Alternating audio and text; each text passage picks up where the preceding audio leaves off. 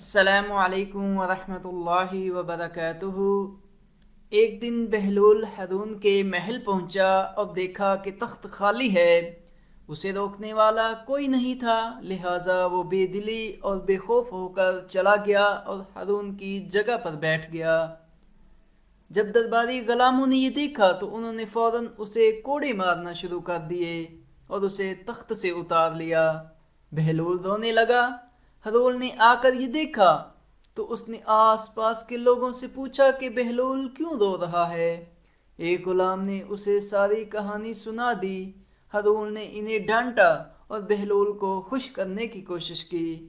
بہلول نے کہا کہ وہ اپنی حالت پر نہیں رو رہا تھا بلکہ ہارون کی حالت پر رو رہا ہے۔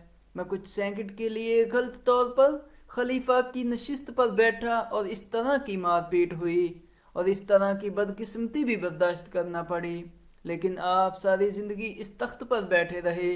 آپ کو کن پریشانیوں کا سامنا کرتا پڑتا ہے، لیکن پھر بھی آپ کو اس کے انجام سے خوف نہیں آتا۔ جزاک اللہ۔ اگر آپ کو یہ کہانی اچھی لگی ہے تو چینل کو ضرور سبسکرائب کریں اور کہانی کو بھی ضرور لائک کریں۔